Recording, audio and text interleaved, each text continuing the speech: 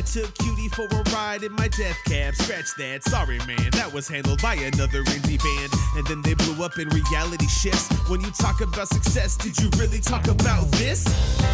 Did you even know this plan exists? I don't think you can handle this. I grew up in a storybook that I could write. City harder than Tabasco on some dynamite. Do anything to hear my mama say that she was proud. Bonjour à tous, bienvenue sur le JT de l'Aftral, un JT qui a été réalisé par les élèves de Bac Pro Logistique. Nous avons voulu vous présenter notre centre de formation, avec tout d'abord l'interview de Madame Cislot, la directrice. Nous avons ensuite rencontré différents stagiaires, Mélinda et Gaëtan, qui passent une formation conducteur de bus, et Sullivan qui passait ses cassettes. Pour finir, nous avons eu la chance de découvrir les coulisses du zoo. Tout de suite, nous allons rencontrer Étienne qui a filmé Madame Cislot, la directrice. Bonjour Étienne. Bonjour. Comment s'est passée l'interview de Madame Cislot? Ça s'est bien passé. Elle nous a présenté l'Aftral et ses futurs projets, notamment l'ouverture d'un centre en 2019. Oui, bonjour, je suis Christelle Cislot, la directrice du centre Aftral, centre qui fait partie de la région Hauts-de-France. Aujourd'hui, nous sommes 8 centres de formation. Aftral présente plusieurs formations dans le cadre de l'apprentissage, notamment du CAP conducteur routier, du bac pro logistique, du diplôme d'état d'ambulancier également. Et puis sur la partie formation continue, on va travailler sur différentes formations pour former au métier du transport et de la logistique. Donc c'est très très vaste. L'apprentissage bien sûr des métiers de conducteur routier. Et ensuite au niveau du magasinage, on va travailler sur la logistique de distribution. Donc il y a plusieurs formations et plusieurs métiers bien évidemment. Sur le centre d'Amiens, on forme à peu près 3200 stagiaires par an. Donc stagiaires qui peuvent être là sur une durée de 2 ans, de 3 ans ou alors durée de 35 heures, de 3 mois et demi ou voire 2 jours. 2 jours de formation. Alors le taux d'insertion est assez correct puisque on va dire on est à plus de 85% de taux de placement à l'issue d'une formation soit en apprentissage ou en financement Pôle emploi par exemple. L'évolution du secteur, par exemple, si on parle aujourd'hui de la logistique, on a par exemple le e-commerce qui se développe et on a de nouveaux métiers ou de nouvelles entreprises qui vont venir s'implanter sur le bassin d'Amiens par exemple. Et ça, il y a beaucoup de demandes de formation. On peut former par exemple différents personnels au sein des entreprises ou au sein par exemple des agences temporaires, de travail temporaire plutôt. C'est un secteur qui se féminise puisque on a de plus en plus de femmes qui intègrent nos formations, aussi bien en apprentissage, en CAP conducteur routier ou même en bac pro logistique. Des métiers par exemple pour être conducteur de transport en car, il y a aussi beaucoup de femmes qui intègrent ces métiers. On est en train de chercher un nouveau centre pour construire, un nouveau terrain pour construire un nouveau centre et on espère que tout début 2019 on sera dans un nouveau centre, toujours sur Amiens, mais un centre vraiment neuf et adapté à nos différentes formations que l'on met en place aujourd'hui. Et maintenant me voici avec Maxime qui a interviewé 2 stagiaires. Bonjour Maxime. Bonjour Cassandra. Peux-tu nous parler de Mélinda et Gaëtan s'il te plaît? Oui, alors Mélinda a eu la gentillesse de nous ouvrir les portes de son bus pour la première fois, pour sa première heure de conduite. Et Gaëtan, quant à lui, s'est livré sur son handicap. D'accord, ça a l'air d'être très intéressant et nous voyons ça tout de suite.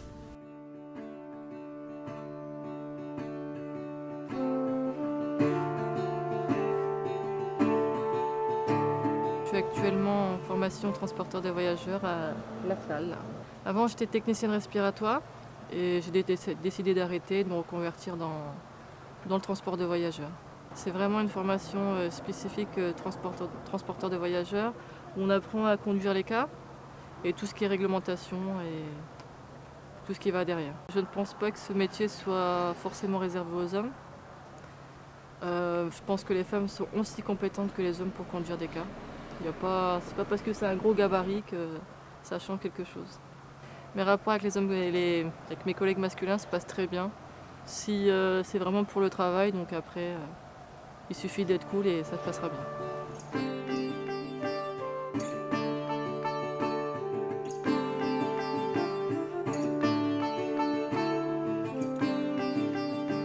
Je passe actuellement mon titre pro de transport en commun.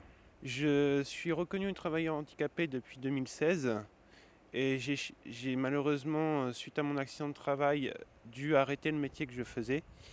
Et en fait, j'ai cherché un métier où je pouvais, malgré mon handicap, travailler. Et j'ai un ami qui m'a conseillé de chauffeur de bus, c'est une catégorie qui se développe. C'est des emplois qui se développent, surtout dans notre région. Et en fait, j'ai été en formation préparatoire alternance pour les personnes en situation de handicap, où j'ai pu valider ce projet professionnel en faisant des stages, en posant des questions à des professionnels et en validant une visite médicale avant de rentrer en formation. Mes projets pour l'avenir, c'est de conduire sur des lignes régulières.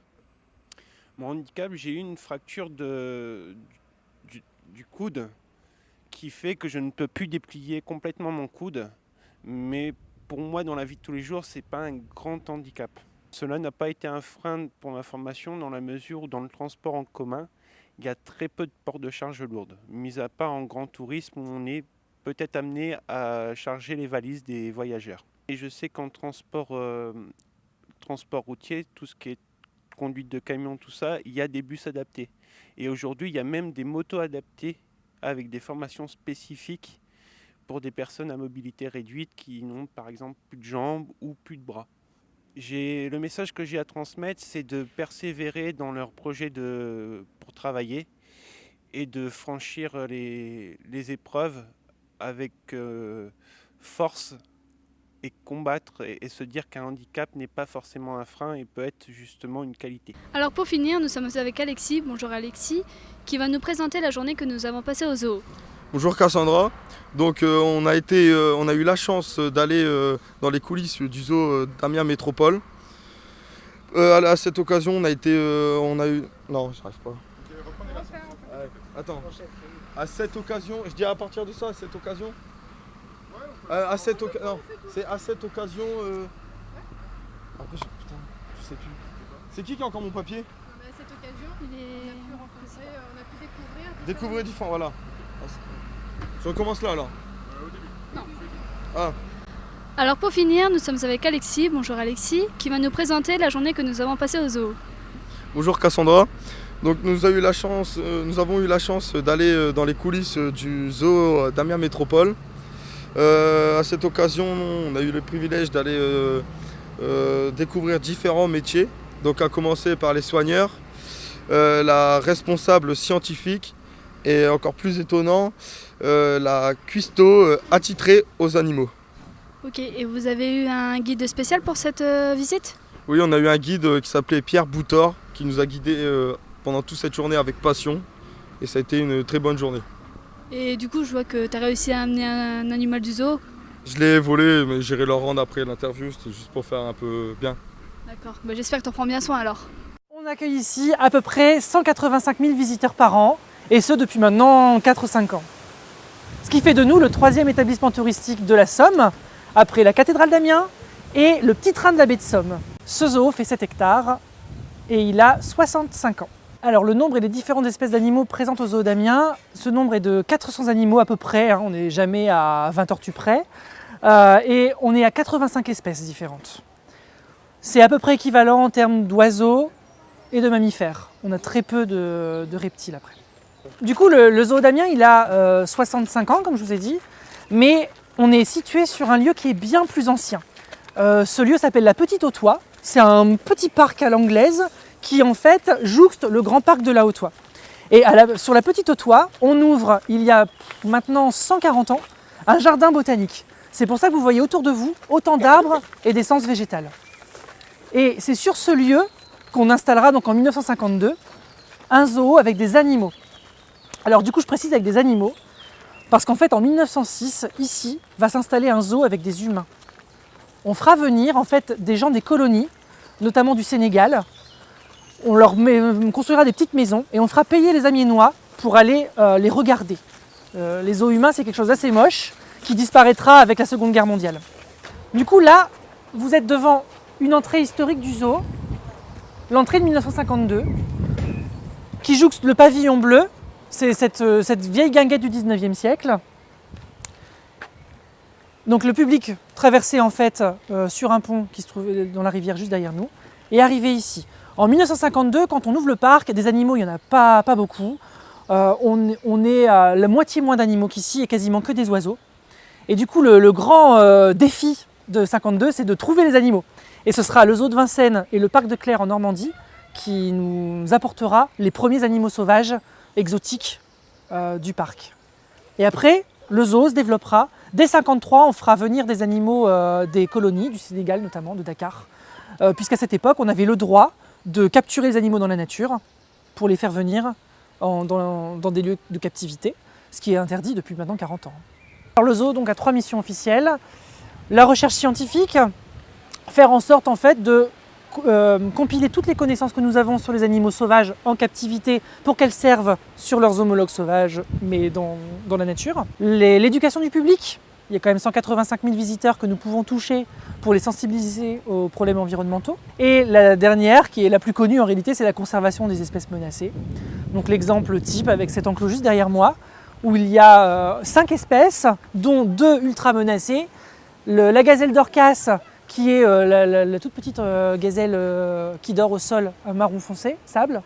Et au loin, l'antilope adax, qui est donc cette plus grosse antilope blanche. Donc ce sont des animaux ultra menacés dans la nature. Donc la conservation dans les parcs zoologiques, elle prend deux voies un peu différentes mais complémentaires. Il y a la conservation ex situ, c'est-à-dire en dehors du lieu de vie de l'animal, qui est le zoo. C'est-à-dire l'animal à la base, l'espèce est née au zoo, enfin l'animal est né au zoo, je veux dire, mais l'espèce, elle n'est pas propre à un zoo, elle vient en fait d'un milieu bien précis. En l'occurrence pour la gazelle d'Orcas comme pour la Dax, c'est le Sahel, c'est le désert du Sahara, c'est l'Afrique du Nord.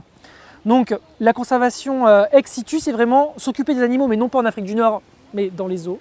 Et il y a la conservation in situ, où là on va envoyer alors soit des moyens humains, donc des gens, ou des moyens matériaux ou des moyens financiers pour protéger l'in situ, c'est-à-dire le lieu de vie, donc comme je vous ai dit, en l'occurrence des parcs en Afrique du Nord. Alors pour nous qui sommes donc un parc de taille modeste, on va surtout envoyer des financements qui permettront aux gens sur place, à des organisations non gouvernementales, des ONG, des associations, de sanctuariser des lieux où seront réintroduits les animaux élevés dans les zoos. Alors, les métiers du zoo, on a nous 45 agents qui travaillent ici 365 jours par an. Il faut à peu près, en fait, 2 personnes et demie pour assurer un poste, pour être sûr qu'il soit présent tous les jours, ce poste. Parce que les animaux mangent tous les jours. Donc, il y a 45 agents et il y a 21 corps de métier. Ça va de la secrétaire au chargé de communication, au soigneur, bien entendu, mais aussi l'agent d'accueil, l'agent de maintenance, le maçon, les agents de propreté aussi, l'agent d'entretien. Donc il y a vraiment beaucoup de métiers différents. Alors mon métier en tant que soigneur animalier, je vais m'occuper du quotidien des animaux au sein du parc. Donc ça va être nourrissage, bien-être, nettoyage. Et en cuisine, je vais préparer tout ce qui est gamelle quotidienne et gérer les stocks au sein de la cuisine. On a 2 repas par jour, donc le matin et le soir, et on va pouvoir rajouter ponctuellement des petits goûters selon les animations qu'on a ou selon les jours de distribution, par exemple des insectes. Chaque jour, je vais préparer entre une 50aine de gamelles environ, sans compter tout ce qui est les gamelles que les soigneurs vont préparer eux-mêmes, tout ce qui est pour les gros animaux, les éléphants, les tapirs et les cochons.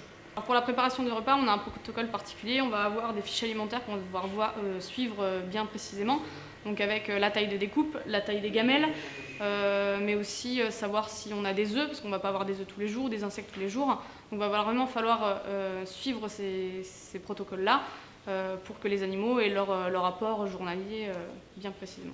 Selon les animaux, il y a des repas préférés, bien entendu. Par exemple, chez les primates, je m'en occupe donc je le sais un petit peu. Ça va être tout ce qui est fruits très sucrés, ça va être la chose la plus appétante qu'ils vont préférer. Donc c'est pour ça qu'on fait les repas de ce style le soir, pour favoriser la rentrée des animaux et surtout pour faire la petite récompense, le petit côté sucré de la journée. Moi, en tant que soigneur primate, on a beaucoup de relations, on va dire, c'est une relation un peu particulière parce que ça va être des animaux qui vont être relativement proches de nous, sans bien sûr de là à les caresser, etc. Mais c'est vrai qu'on a notre petit plaisir de donner le grain de raisin à la main le soir. Ce qui me plaît dans mon métier, c'est qu'on va quand même avoir une certaine routine dans le métier, mais tous les jours on va avoir quelque chose de nouveau, on va pouvoir intervenir. Enfin, le fait de travailler avec du vivant est très important pour moi, parce que justement tous les jours est différent, enfin chaque jour est différent et donc on peut avoir quelque chose de nouveau tous les jours et on apprend tous les jours dans ce métier. Moi ici je m'occupe En gros je m'occupe des animaux, donc je fais tout ce qui est la partie entretien des enclos, des bâtiments.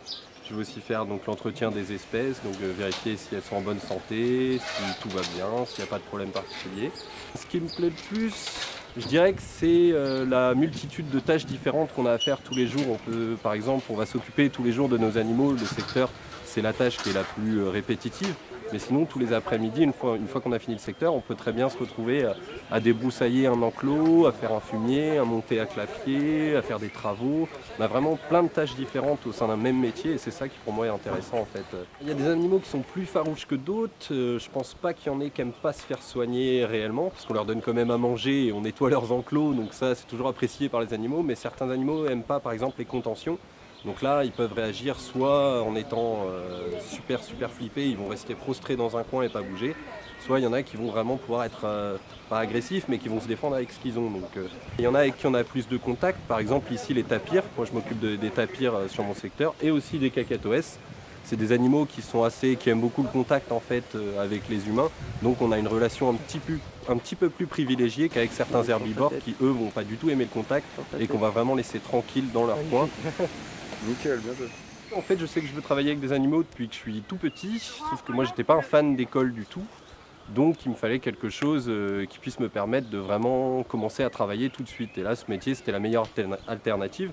Plus, mon père est agriculteur, donc ça m'a toujours mis en fait j'ai toujours eu un pied dans les animaux et j'ai voulu continuer et en faire mon métier. Aujourd'hui, c'est ce que je fais.